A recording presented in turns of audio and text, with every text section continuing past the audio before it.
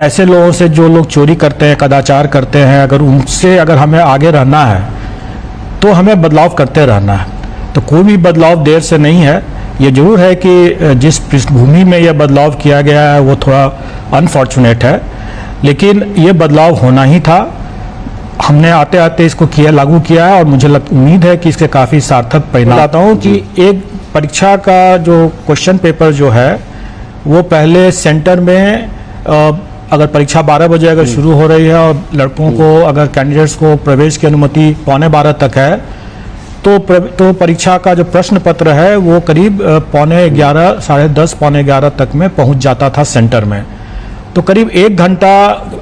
ऐसा समय रहता था 10:30 से 11:15 के आसपास का, जिसमें कि सेंटर पर परीक्षा पत्र या प्रश्न पत्र पहुंचा हुआ है और कैंडिडेट्स भी आ जा रहे हैं। ऐसी परिस्थिति में ही जो आपने बताया कि आरा में ऐसा हुआ कि 2 कमरे में पहले से बैठा करके लिख रहे हैं, तो मैंने इसमें यह परिवर्तन किया कि अब 11 बजे ही प्रवेश बंद हो जाएगा।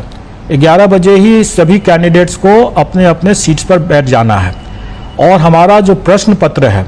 वो 11 बजे के बाद ही पहुंचेगा जी। और उसके दूसरा एक परिवर्तन हमने ये किया कि प्रश्न पत्र जो पहले सेंटर सुपरिटेंडेंट के चैम्बर में खुल जाता था और उसके बाद वो एग्जामिनेशन हॉल में जाता था, उसको बदल करके हमने कहा कि नहीं, प्रश्न पत्र जो अंतिम लिफाफा जो सील रहेगा वो एग्जामिनेशन हॉल में ही खुलेगा और वो सभी कैंडिडेट्स के सामने खुलेगा। तो इससे जो आरा में जो पहले से जो बैठा करके 1 घंटा पहले बैठा करके बच्चों के कैंडिडेट्स के से दे दिया गया पत्र वो नहीं हो पाएगा और कैंडिडेट्स बताएंगे कि उनके सामने हुआ कि नहीं हुआ। मैंने इसमें एक कदम आगे जाकर के यह भी कहा कि अगर आप परीक्षा हो जाने के बाद जब सब कुछ अच्छे तरीके से हो गया और कैंडिडेट जब चले जाते हैं वापस, उसके बाद कॉपीज अगर सील्ड होता है और वो भी अगर सेंटर सुपरिटेंडेंट के चैम्बर में सील्ड होता है तो उसमें भी मैनिपुलेशन की गुंजाइश रह जाती है। तो उसको भी दूर करने के लिए मैंने ये कहा कि अब कैंडिडेट्स अनुरोध है और आपके चैनल के माध्यम से मैं पुनः इस बात को दोहराना चाहूँगा कि कैंडिडेट्स परीक्षा होने के बाद 15 मिनट कम से कम रुक जाएं और अपने सामने उनको मतलब सील होना चाहिए। कॉपीज जो उनका है, उनका जो OMR शीट होगा वो हमारा एक स्टेशनरी रहेगा, एक लिफाफा रहेगा टैम्पर प्रूफ, उसमें उनके सामने वो सील्ड होगा और उसके बाद ही आगे की कार्रवाई होगी। तो कैंडिडेट्स लोग रुक करके इसको देख लें। हमने ये प्रयास किया कि जहाँ जहाँ मुझे लगा कि इसमें लूप होल है, लीकेज की संभावनाएं हैं, हो रहा है चाहे नहीं हो रहा अलग बात है, लेकिन कहाँ कहाँ संभावित हो सकता है उसको समझ करके वहाँ हमने उसको दूर करने का प्रयास किया है। और कई बातों को मैंने पिछले अपने प्रेस ब्रीफिंग के माध्यम से भी और अपने आदेशों के माध्यम से भी पूरे आयोग का अनुमोदन ले करके हमने जो चीज़ें बदलाव हमने किया है वो बदलाव हमने कैंडिडेट्स को और पब्लिक को, लोगों को बताया है। लेकिन कई ऐसे बदलाव भी मैंने किया है, ऐसा नहीं है कि जितना बदलाव मैंने बताया है सिर्फ उतना ही बदलाव किया है। कई ऐसे कार्य होते हैं जो गोपनीय तरीके से लोगों के सामने नहीं होते हैं, जैसे स्ट्रांग रूम की एक्टिविटीज़ है, इवैल्यूएशन का जो है मूल्यांकन का तरीका है, कोडिंग का सिस्टम है वगैरह वगैरह। ये सारे चीज़ जो है वो गोपनीय होते हैं और उसमें जो मैंने उसका अध्ययन किया, मैंने पाया कि जो पद्धति जो सिस्टम 20 साल पहले जो चालू किया गया था उसमें कोई बदलाव अगर नहीं आया है तो मेरा यह मानना है कि जो कदाचार करने वाले तब तो हमें इसका तोड़ तो जरूर निकाल सकते हैं, क्योंकि वो ज़माना था 20 साल पहले कोई व्हाट्सअप, कोई मोबाइल, कोई कैमरा नहीं हुआ करता था। और आज के ज़माने में जब टेक्नोलॉजी इतना है और सब लोग इसके काफ़ी हुनरगर हैं यहाँ पर लोग, तो इसका निश्चित तौर पर तोड़ लोग निकाल चुके होंगे। इसलिए मैंने उसको बड़ी बारीकी से समझा और वैसे भी परिवर्तन मैंने किया है जो मैं पब्लिक डोमेन में तो नहीं दे सकता हूँ, लेकिन मैं ये लोगों को जरूर आश्वस्त करना चाहूँगा कि ये जो सिस्टम जो बन करके अगर पूरे तौर से जब लागू हो जाएगा तो इसमें फिर से लीक करने का, इसमें कदाचार करने की गुंजाइश काफ़ी कम हो जाएगी और ये थोड़ा भ्रष्टाचार मुक्त परीक्षा हो पाएगा और इसका परीक्षा का जो फल भी जो निकलेगा, रिजल्ट जो आएगा वो भी काफ़ी फेयर होगा। मैं एक और उदाहरण देना चाहूँगा कि अभी तक जितना भी कॉपीज वगैरह सब जो होता था, बिल्कुल, वो आरटीआई के माध्यम से ही लोग उसको हासिल करते थे। अभी मैंने ये परिवर्तन किया कि हम सबका जो पीटी से लेकर के मेंस तक का सबका कॉपी ओएमआर शीट सभी कैंडिडेट्स का हम वेबसाइट पर डाल देंगे और उन्हें आरटीआई से मांगने की जरूरत नहीं होगी और हमारा भी समय बचेगा, उनका भी समय बचेगा। और इससे एक दूसरा लाभ यह भी है, अगर इवैल्यूएटर को मालूम है कि उनके द्वारा मूल्यांकित कॉपी पब्लिक डोमेन में है और पब्लिक उसको देख सकती है, अपना अपना कैंडिडेट देख सकता है, तो मुझे उम्मीद है कि उनमें भी थोड़ा सा डिसिप्लिन भी आएगा, उनमें भी थोड़ा भ्रष्टाचार में कमी आएगा। और जो कोडिंग सिस्टम में मैंने जो परिवर्तन किया है वो जब लागू हो जाएगा तो मैं समझता हूं कि ज़्यादा ये फुल प्रूफ हो सकेगा। लेकिन मैं एक और बात बताना चाहूँगा कि अगर हम ये मानते हैं कि कोई भी सिस्टम हमने बना लिया और उसका कोई तोड़ नहीं निकालेगा तो शायद हम गलत हैं, क्योंकि मैं समझता हूं कि जैसे चुनाव में निर्वाचन की प्रक्रिया में हर बार कुछ न कुछ परिवर्तन कर दिया जाता है और उसका उद्देश्य ये होता है कि हमें वैसे लोगों से 2 कदम आगे रहना है। इसलिए मैं भी मानता हूं कि जो परिवर्तन हम आज करेंगे वो 2-3 साल के बाद वो भी पुराने हो जाएंगे और फिर से नए सिरे से कुछ न परिवर्तन करने की जरूरत पड़ेगी। तो मैंने उसकी एक शुरुआत रखा है, उसका एक नींव रखा है और मैं ऐसे दिशा देना चाहूँगा कि ये परिवर्तन हर बार कुछ न कुछ नया परिवर्तन जरूर हो, ताकि लोग हम उनसे बच सकें, वैसे लोगों से जो इस सिस्टम को समझ करके उसके लूपहोल का नाजायज फायदा उठाएं। देखिए, मैंने जैसा बताया कि कुछ ऐसी बातें हैं जो कि गोपनीय तरीके से कार्य किए जाते हैं, उनमें जो मैंने बदलाव किया है उसका खुलासा मैं नहीं कर सकता हूं। लेकिन मेरा ये कहना है, मैं फिर से उस बात को दोहराऊंगा कि जो चीज अगर सामने से दरवाजा अगर बंद है और पीछे से अगर खिड़की खुली है तो चोरी तो होगा ही। तो कुछ हद तक स्थिति ऐसी थी जहां मुझे जो अपने सिस्टम के अंदर में जहां मुझे लीकेज लगा या जहां पर मुझे लगा कि इसमें कुछ सुधार की आवश्यकता है, क्योंकि संभावना है अगर हम ऐसा मौका देंगे, जैसे खिड़की अगर पीछे से खुला रहेगा तो चोरी तो होगा ही। तो मैंने वैसे सिस्टम में जो आमूल परिवर्तन किया और उसको चिन्हित भी किया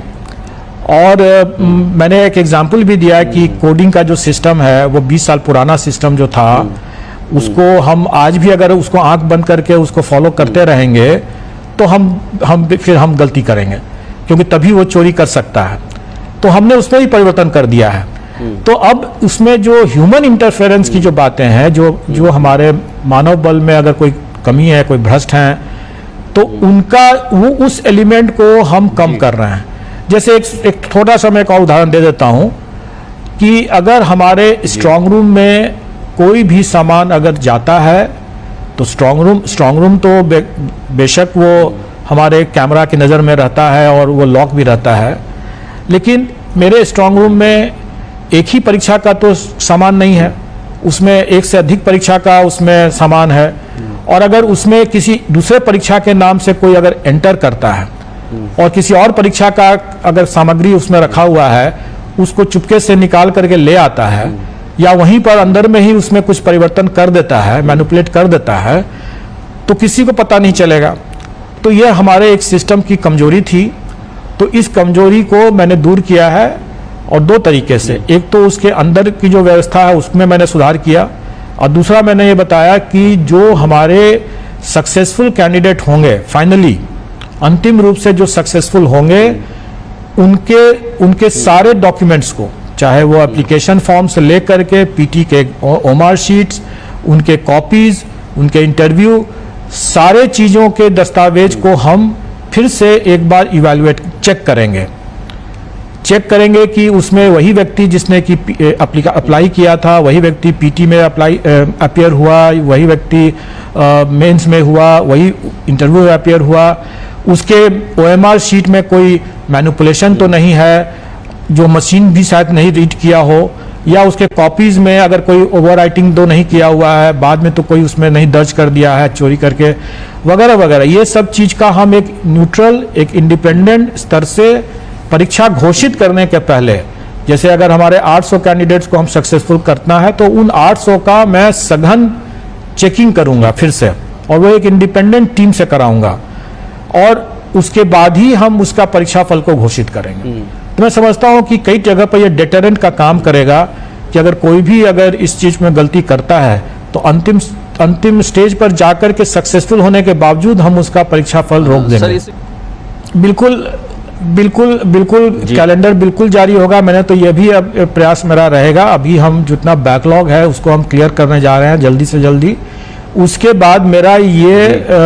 प्रयास है कि जब मैं कैलेंडर घोषित करता हूं तो सिर्फ परीक्षा के सिर्फ प्रथम चरण प्रारंभिक पीटी का ही नहीं घोषित करूंगा। मेरे पीटी के साथ साथ अगर आज पीटी हुआ है तो कितने समय के बाद में मेंस होगा और कितने समय के बाद इंटरव्यू होगा, इसका भी कैलेंडर में एक ही साथ घोषित करना चाहूंगा, ताकि कैंडिडेट्स को भी मालूम रहे, हमें भी सेंटर मिलने में आसानी रहे, और कोई दूसरे परीक्षा के साथ अगर क्लास न हो ऐसा भी रहे। अभी क्या होता है कि अगर हम लास्ट मिनट में करते हैं तो हमें अपने और पड़ोसी राज्यों का भी देखना पड़ता है कि भाई वहाँ पर भी तो कोई एक परीक्षा उस तिथि को तो नहीं है, वगैरह वगैरह। अगर हम पहले से अगर हम अपना घोषित करके रखेंगे तो फिर हमें वो देखना नहीं पड़ेगा, तब पड़ोसी राज्य को देखना होगा कि वो बिहार बीपीएससी से क्लास न करें। कुछ रिजल्ट्स हैं, इंटरव्यू है, वो मैं अभी करा रहा हूँ, लेकिन मैं बहुत जल्दी मान के चलें आप अधिक कि अगले महीने तो मैं निश्चित तौर पर मैं संपूर्ण कैलेंडर, जैसा मैंने बताया कि पीटी अगर मैं करूंगा तो उसी समय मैं बता दूंगा कि पीटी मतलब मेंस और इंटरव्यू कब होगा। तो अभी ऑनलाइन सिस्टम में कठिनाई है, कुछ इंफ्रास्ट्रक्चर की भी कठिनाई है, कुछ सॉफ्टवेयर की भी कठिनाई है, ग्लिचेज आ सकते हैं, और उसके सिस्टम को अभी बीट करने का भी एक तरह से है कि वो ब्लैक बॉक्स की तरह एक रहेगा, जो हमें पता नहीं चलेगा कि उसके अंदर कैसे उसने बीट किया है जी। तो अभी हम उस दिशा में नहीं जा रहे हैं, लेकिन प्रयास जरूर रहेगा, एक समय जरूर आएगा, जैसा मैंने बताया कि परिवर्तन तो करना ही है, परिवर्तन करना ही है, और हम करेंगे भी। ट्रंक में तो भेजेंगे ही, स्मार्ट लॉक लगाने का भी हम प्रयास करेंगे जिसमें कि एक्टिविटी लॉग हो सके। एक कॉम्प्लेक्स प्रक्रिया के तहत हम लोग उसको करेंगे ताकि हम उसको यूनिकली हम आइडेंटिफाई कर सकें कि वो प्रश्न पत्र अगर कोई लीक होता है तो किस सेंटर से होता है। जैसे मैंने आपको बताया कि हम 11 बजे, अगर परीक्षा 12 बजे है तो हम 11 बजे छात्रों को अंदर कर लेंगे, उसके बाद ही मेरा प्रश्न पत्र वहाँ पहुँचेगा। इसलिए अगर कोई एक सेंटर से अगर लीक भी होता है तो बाकी सेंटर्स में तो कम से कम छात्र अपने अपने सीट पर बैठे हुए हैं, बाकी सेंटर्स को हमको कैंसिल करने की जरूरत नहीं पड़ेगी। इस तरह से देखें कि दो अलग अलग समूह में मैं परीक्षा करा रहा हूँ, 2 अलग अलग शिफ्ट है, 2 अलग अलग समूह है। मान लें कि अगर टोटल अगर 6 लाख जैसे कैंडिडेट्स होते हैं तो एक समूह, एक शिफ्ट में 3 लाख कैंडिडेट्स होंगे, दूसरे शिफ्ट में 3 लाख कैंडिडेट्स होंगे। और अगर हम ये मान लें कि हमको टोटल 10,000 कैंडिडेट्स को मेंस के लिए सिलेक्ट करना है, तो पहले समूह से हम 5,000 को सिलेक्ट करेंगे और दूसरे समूह से हम 5,000 को सिलेक्ट करेंगे। तो अगर ये कहा जाए कि प्रथम शिफ्ट का अगर परीक्षा सरल है और द्वितीय शिफ्ट का प्रश्न पत्र ज़्यादा कठिन है, तो सवाल यह है कि प्रथम शिफ्ट के जो छात्र होंगे उनका कंपटीशन जो होगा वो अपने ही समूह में होगा। तो अगर उसमें अगर प्रश्न पत्र अगर सरल भी अगर आ गया तो या कठिन भी अगर आ गया तो वो सभी 3 लाख बच्चों के लिए एक समान होगा ना, और उसमें उसी में से हम आधे लोगों को करेंगे, सिलेक्शन करेंगे। तो कोई भी ये प्रतियोगिता है, ये प्रतियोगी परीक्षा है, इसमें ये नहीं माने रखता है कि प्रश्न पत्र कठिन है या सरल है। इसमें यह माने रखता है कि हमारे जो प्रतियोगी हैं, जो हमारे प्रतिद्वंदी कह सकते हैं, वो कैसे हैं, उनकी तुलना में मैं मजबूत हूं या कमजोर हूं। तो तुलना होगी हमारे समूह के लोग कैंडिडेट्स के साथ। 3 लाख का एक समूह होगा, हमारा जो सिलेक्शन होगा वो हमारे इन प्रथम जो शिफ्ट के अगर हैं तो उन्हीं के साथ हमारा कंपैरिजन होगा, हमारा जो मेरिट लिस्ट बनेगा वो उन्हीं के हिसाब से बनेगा। परसेंटाइल सिस्टम जो है वो 20 वर्ष से चला आ रहा है, और ये परसेंटाइल सिस्टम एक बहुत ही कारगर तरीका है दो अलग अलग सूची को कंबाइन करने का, मेरिट लिस्ट को कंबाइन करने का। ये बहुत ही कारगर तरीका है, और ये तरीका आज से नहीं 20-25 साल से, मैं भी जब अपने छात्र जीवन में मैंने जब एमटेक का गेट का जो परीक्षा दिया था तो परसेंटाइल सिस्टम ही था। परसेंटाइल सिस्टम एक स्थायी तरीका है, एक टाइम टेस्टेड तरीका है। मैं छात्रों से आपके चैनल के माध्यम से यह अनुरोध करूंगा कि वो खुद भी समझ लें इस परसेंटाइल सिस्टम को, आश्वस्त हो लें, अफवाह में किसी के बहकावे में ना आए। मेरा ये मानना है कि कल को अगर जो कैंडिडेट सिलेक्शन होगा वो कल को डीएसपी बनेंगे, एडमिनिस्ट्रेटिव ऑफिसर बनेंगे, उनको अपने कार्यकाल में कई ऐसे स्थिति आएगी जिसमें उनको सामने कई अफवाह आएंगी, उन्हें लॉ एंड ऑर्डर को संभालना होगा। अफवाह पर अगर वो जाएंगे बिना अपना विवेक इस्तेमाल किए हुए, तो मैं समझता हूं कि ऐसे कैंडिडेट जो बहकावे में आ गए या अपने विवेक का इस्तेमाल किए बिना अफवाह पर मान लिए, तो वो फिर इसके कार्य कैसे करेंगे अपना, जब उनका सिलेक्शन होगा और जब नौकरी में आएंगे तो अब इस तरह के अफवाह पर अगर जाएंगे तो काम कैसे करेंगे। जैसे अगर मुझे 10,000 लोगों को फाइनली सेलेक्ट करना है तो 5,000 हम प्रथम में सेलेक्ट करेंगे और 5,000 दूसरे से करेंगे। अगर पहला शिफ्ट में अगर ज्यादा मतलब सरल भी हो गया और दूसरे शिफ्ट में अगर टॉपर को अगर कम भी नंबर आया तो हम ऊपर से हम 5,000 दूसरे शिफ्ट को भी लेंगे, चाहे उसके टॉपर को प्रथम टॉपर से कम भी नंबर आया हो तो भी हम दूसरे शिफ्ट के ऊपर से 5,000 ले लेंगे। और पहले शिफ्ट के भी तो यूपीएससी की तैयारी करने वाले जो छात्र हैं उनके लिए पीटी की तैयारी करना कोई मुश्किल बात नहीं है, उसके लिए कोई विशेष तैयारी की जरूरत है ही नहीं। इस समय पीटी का इन लोगों ने एप्लीकेशन दिया था, उसके बाद पीटी अभी तक नहीं हुआ है। इस बीच में अगर छात्र को लगता है कि मुझे अपना ऑप्शनल सब्जेक्ट बदल देना चाहिए तो उनको बेशक उनको मौका मिलना चाहिए। कोई मैं आपको एक उदाहरण देके बताता हूं। मान लें कि प्रथम शिफ्ट में सरल प्रश्न पूछा गया और उसके टॉपर को मान लें कि 100 में से 90 नंबर आ गया जी, और दूसरे शिफ्ट में कठिन प्रश्न पूछा गया, सपोज करें, ऐसा होगा नहीं लेकिन मान लेते हैं हाइपोथेटिकली, और उसके टॉपर को 50 नंबर आया, तो हम दोनों शिफ्ट के टॉपर को सेलेक्ट करेंगे, चाहे प्रथम शिफ्ट के टॉपर को 90 नंबर आया हो और दूसरे शिफ्ट के टॉपर को 50 नंबर आया हो। और उसी तरीके से हम प्रथम शिफ्ट के ऊपर से हम 5,000 कैंडिडेट को सेलेक्ट कर लेंगे और दूसरी तरीके से दूसरे शिफ्ट के ऊपर से 5,000 कैंडिडेट को सेलेक्ट कर लेंगे। और चूंकि ये आप देखें कि स्टैटिस्टिकली 3 लाख कैंडिडेट्स हैं, तो ये नहीं कहा जा सकता है कि जो हमारा प्रथम शिफ्ट के बच्चे सब तेज हैं और दूसरे शिफ्ट के बच्चे सब बेवकूफ, ऐसा नहीं कहा जा सकता है। वो सभी में स्टैटिस्टिकली 3-3 लाख अगर दोनों में अगर हैं तो एक फेयर का अमाउंट ऑफ कहा जा सकता है कि दोनों समूह जो है वो बराबर टैलेंटेड है। और इसीलिए अगर परीक्षा अगर प्रश्न पत्र अगर थोड़ा बहुत अगर कठिन और सरल हो भी गया तो भी उनकी जो प्रतिस्पर्धा होगी, उनकी जो मेरिट लिस्ट बनेगा वो अपने ही समूह के लोगों के बीच में बनेगा। इसलिए ये आशंका अपने मन से बिल्कुल निकाल लें कि उनको कोई कठिनाई होगी, बल्कि ये एक तरह से आप देखें कि अच्छे छात्र जो होंगे उनके लिए एक अच्छी बात होगी, क्योंकि स्केलिंग के लिए भी निर्णय लिया गया है। लेकिन स्केलिंग के सिस्टम को तभी हम लागू कर सकते हैं जबकि दोनों सभी सब्जेक्ट्स में जिनका हम आपस में स्केलिंग करके कंपेयर करेंगे उसमें कम से कम 1,000 बच्चे हों, कैंडिडेट्स हों।